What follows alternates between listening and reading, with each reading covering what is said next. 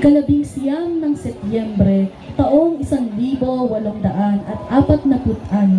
nang nagpakita ang mahal na Birhen sa dalawang bata, si Maxime at Melanie, sa bayan ng La Salette, Pransya. Natakot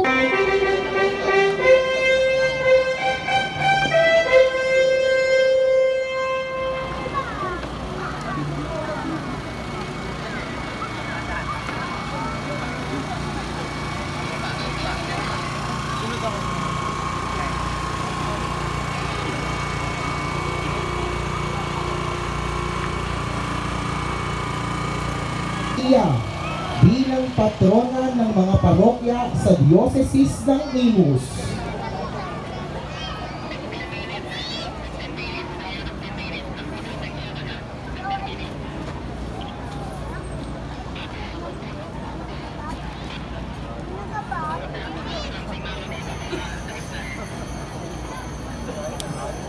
₱2,000 at naging parokya noong 29 ng Mayo, taong 2011. Maria, Ina ng Diyos, ipanalangin mo kami.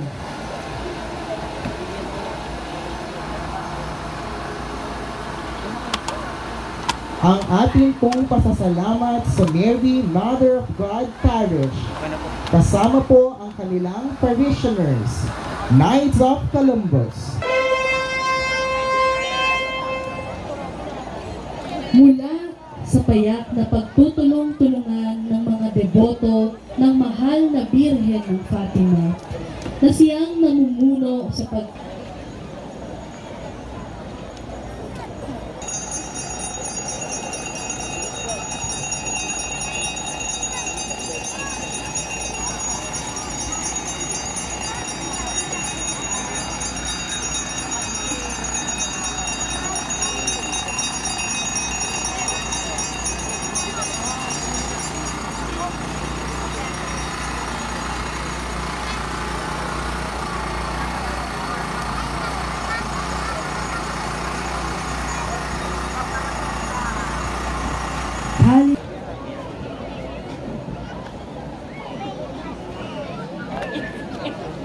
Siyam-na-raan 84. Ang kapilya ay isinialalin sa pagkalinga ng mahal na Birhen, Reyna ng Kapayapaan. At noong taong 1972, ika-27 ng Pebrero, ang bagong parokya ay itinatag ng yumaong Obispo Felix Perez. Maria, Reyna ng Kapayapaan, ipanalangin mo kami. ang ating pong pasasalamat. Santissima Desatadora de Nudos,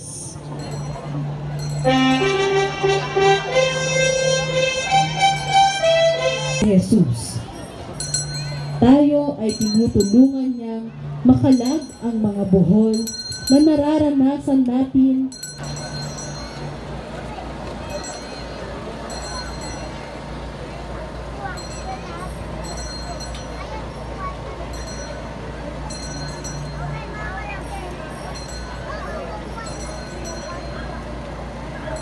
Maria.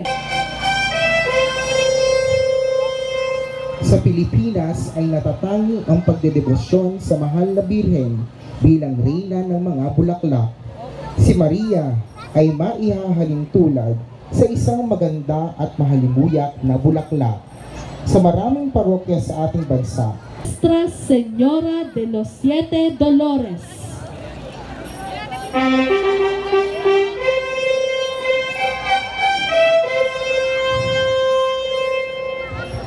ang pagninilay sa 7 hapis ni Maria ay isang tanyag na debosyon ng ating pananampalatayang Katoliko. Si Maria ay inilalarawang malungkot at umiiyak na may 7 mahabang punyal na nakatusok sa kanyang dumurugong puso. Simbolo sa 7 pangyayari sa kanyang buhay na nakapagdulot ng matinding kalungkutan. De Murcia.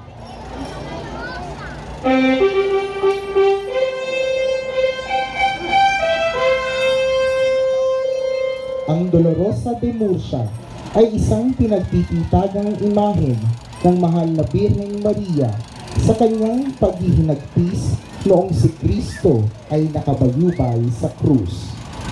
Ang orihinal na imahen ng Birhen Dolorosa de Murcia ay inukit ni Francisco Salsilio sa San Bartolome, Murcia, Espanya. Our Mother of Perpetual Help.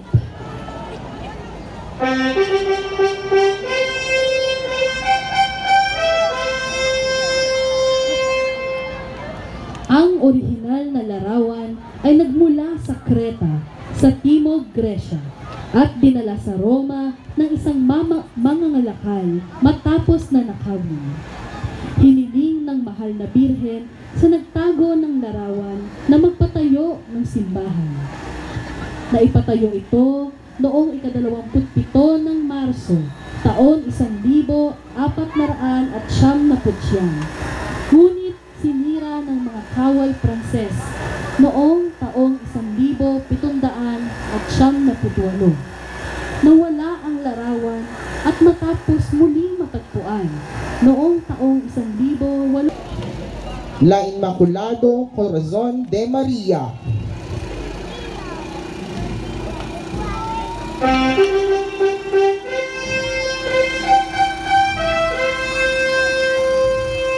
Malaki ang ginawa ni San Juan Eudes noong 1700 taon sa pagpapalaganap ng pamimintuho sa kalinis-linisang puso ni Maria, na pagkaraan ay kinatigan ni Papa Pio Ikapito sa pamamagitan ng pagpapahintulot ng isang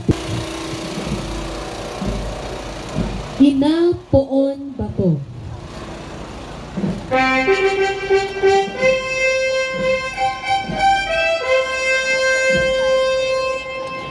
Isang pinuno ng mga Aita, si Jadig, ang nakatagpo sa imahe na ito ng mahal na Birhen bago pa man nakarating ang mga Kastila. Nagpapahinga siya sa gubat nang makarinig siya ng tinig. Tumayo ka at hanapin mo ako.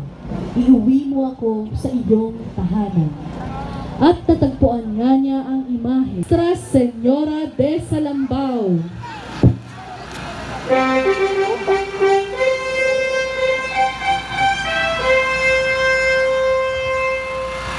Nuestra Señora de los Dolores de Turumba.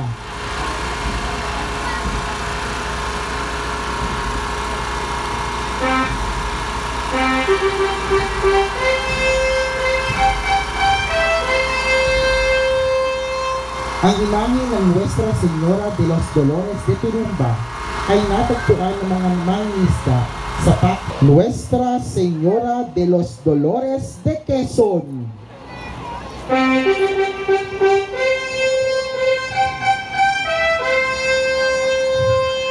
Hindi malinaw ang pinagmula ng mapaghimalang imahe ng Birheng nagdadalamhati sa Dolores de Quezon.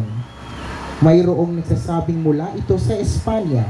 Ayon naman sa ibang kwento, ang imahe ng Birhen Dolorosa ay dating nasa pangangalaga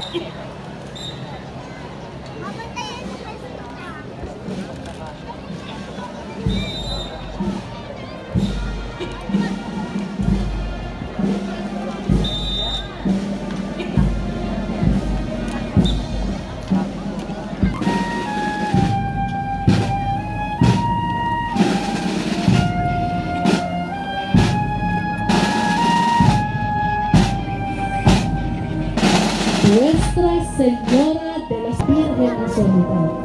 Noong gabi ng taon 1667 na malakas ang unos, ay nagpakita ang mahal na Birhen sa isang sundalong Kastila na bantay sa pintuan ng Porta Vaga. Kinaumagahan, natagpuan ang isang nakakwadrong larawan ng mahal na Birhen ng Soledad sa dalampasigan ng Kanyakaw, siyudad ng Cavite, sa mismong lugar na nagpakita umano ang mahal Nuestra Señora del Carmen de San Sebastián.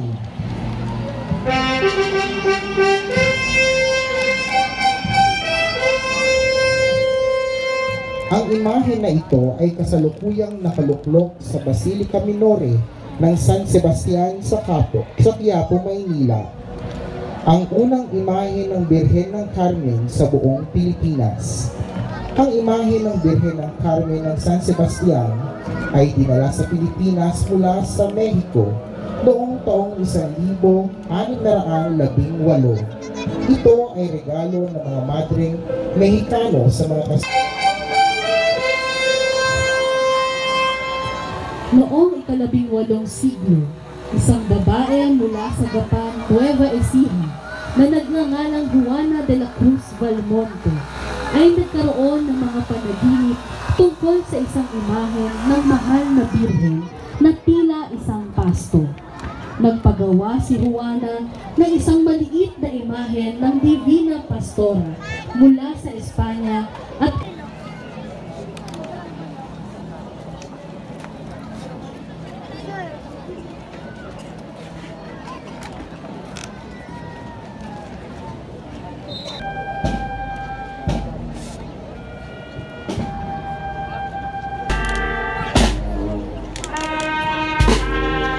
Nuestra Señora de Namakpakan.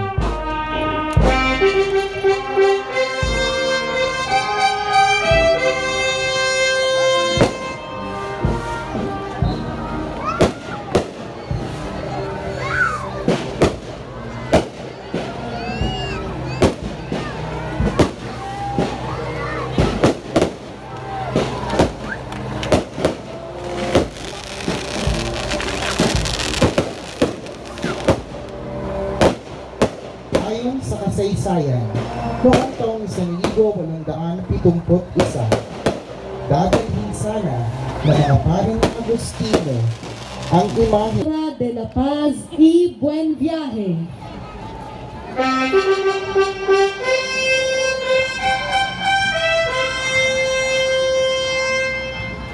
Noong ika-25 ng Marso, taong 1626, dinala ni Don Juan Niño de Tabora ang imahe ng mahal na birhen sa Pilipinas mula sa Mexico, sakay ang galyong El Almirante. Nang ito ay dumating sa bansa, sinalubong ito ng isang maringal na selebrasyon at ipinposisyon patungong Intramuros. Manawag.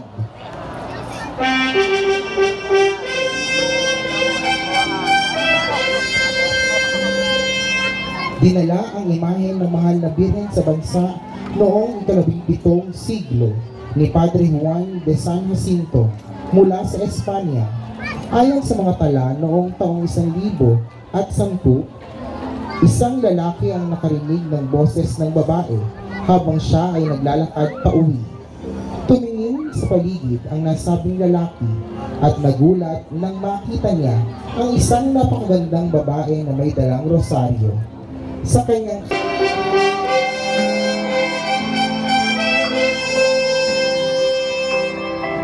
noong taong 1573, ang bagong Espanyol na Gobernador General, Don Luis Perez Dasmariñas, ay nagpagawa ng isang imahe ng Birhen ng Santo Rosario para sa pampublikong pagsamba sa alaala ng kanyang kamakailang pumanaw na ama.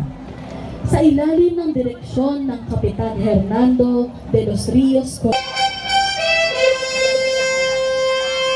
tunay na si Maria ay huwaran sa pag-ibig. Buong panahon ang inukol niya sa pagmamahal siya sa titulong Virgen del Amor, ang nilalapitan ng mga dalaga ng bayan ng Imus.